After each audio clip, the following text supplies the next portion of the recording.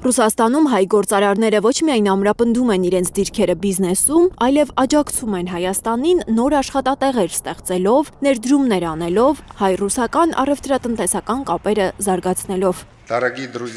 Այսպես է մտածում Ռուսաստանաբնակ հայ գործարար Սամվել Կարապետյանը։ Մոսկվայում հայ գործարարների ասոցիացիայի բիզնես ֆորումի ընթացքում Տաշիր ընկերությունների նախագահը Հայաստանի տնտեսության կայունության հարցում ԵԱՏՄ-ի դերը փաստերով է ցույց տալիս։ 2024 թվականի ընթացքում Հայաստանի ԵԱՏՄ երկրների հետ առևտրաշրջանառությունը մեծացել է, հասնելով 12.7 միլիարդ ԱՄՆ դոլարի։ Միևնույն ժամանակահատվածում ԵՄ-ի հետ առևտրաշրջանառությունը կրճատվել է 14%-ով, կազմելով 2 միլիարդ դոլար։ Այս թվերը հստակ ցույց են տալիս, որ ԵԱՏՄ-ն ապահովում է Հայաստանի արտաքին առևտրաշրջանառության հիմնական բաժինը և հանդիսանում է նրա հիմնական առևտրային գործընկերն ու երկրի տնտեսական կայունության հիմքը։ Կարապետյանը բացատրում է Հայաստանին սպասվող տնտեսական ծանր հետևանքները ԵԱՏՄ-ից հրաժարվելու դեպքում։ Այսօր Ռուսաստանը Հայաստանի տնտեսության համար էներգառեսուրսների առանցքային մատակարարն է։ Գազն ու նավթամթերքը մատակարարվում են կայուն և կայացած խողովակներով, Հայաստանի համար ձեռնտու պայմաններով։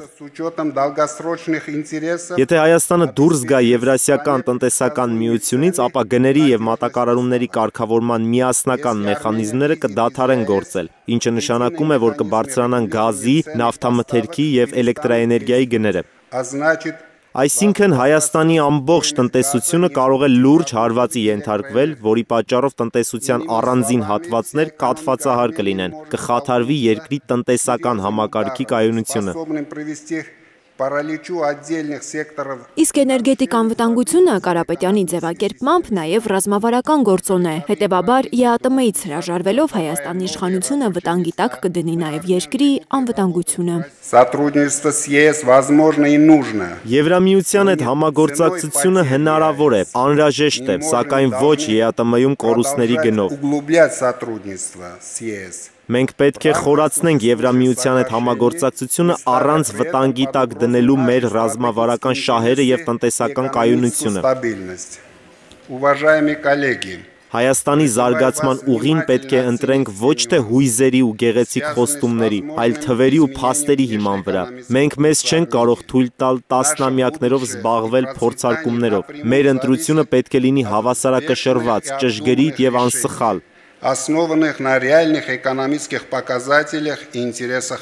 Այդ ընտրությունը պետք է երկրի ապագայի ամուր հիմքերը դնի։ Սամվել Կարապետյանը կոչ է անում Հայաստանի իշխանությանը որևէ քայլ անելուց առաջ մանրակրկտորեն հաշվարկել Հայաստանի շահերը, առաջնորդվել ոչ թե քաղաքական կարճաժամկետ հաշվարկներով, այլ ազգային իրական շահերով։ Լիլիթ Գասպարյան, Նորայր Հակոբյան, Հայլուր։